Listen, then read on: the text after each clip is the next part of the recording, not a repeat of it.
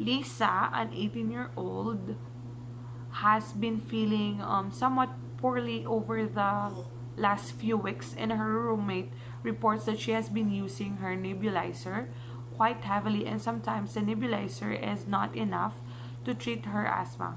She consulted her doctor and prescribed her acetylcysteine, mucomis, 2 to 20 ml as necessary, 1 hour each day. So here is my drug tabulation in the given scenario. First is the name of the drug. So the name of the drug is acetylcysteine, mucomis, 2 to 20 ml, 10% solution, as necessary, 1 hour each day. So the content is acetylcysteine.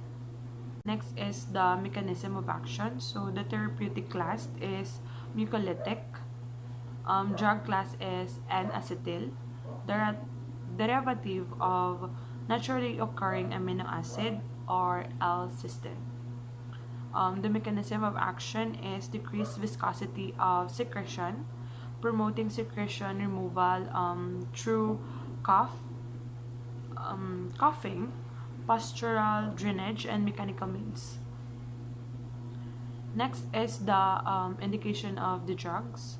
So, mucolytic agent in injective treatment of acute and chronic bronchopulmonary disease such as bronchitis, tuberculosis, trichobronchitis, pneumonia, chronic asthmatic bronchitis, and pulmonary complication of cystic fibrosis, atelectasis, or pulmonary complication related to the surgery, post-traumatic chest condition, trichostomy care, or use during anesthesia. For the contraindication of the drug is hypersensitivity to the drugs and status asthmaticus. Next is the mechanism of action or the side effect of the drug. So for the central nervous system is dizziness, drowsiness, and headache. For the cardiovascular is the hypotension and tachycardia. For eyes, ears, nose, throat is the severe rhinorrhea. For the gastrointestinal is the nausea, vomiting, constipation, and anorexia. For hepatic is the hepatotoxicity.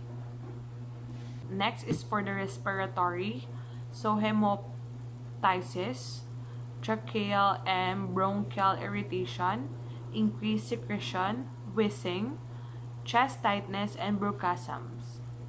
For the skin is urticaria, rash, clamminess, and angioedema.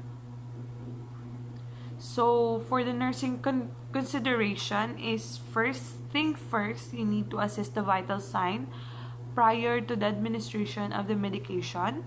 Next is to monitor cough, type, and frequency. Next is to know the acetylcysteine should be used cautiously in patient with asthma or a history of bronchospasms, because drug may adversely affect respiratory function. Next is to repeat dose of prescribed if patient vomit loading dose or any maintenance dose within 1 hour after within 1 hour of administration. Next is to keep it in mind that suicidal patient may not provide reliable information about vomiting.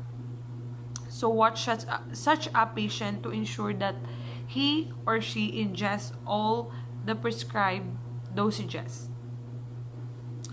Next is be aware that acetylcysteine may have a disagreeable smell or odor which disappears as treatment progresses. Next is to watch for sign of hepatotoxicity during treatment for acetaminophen overdose.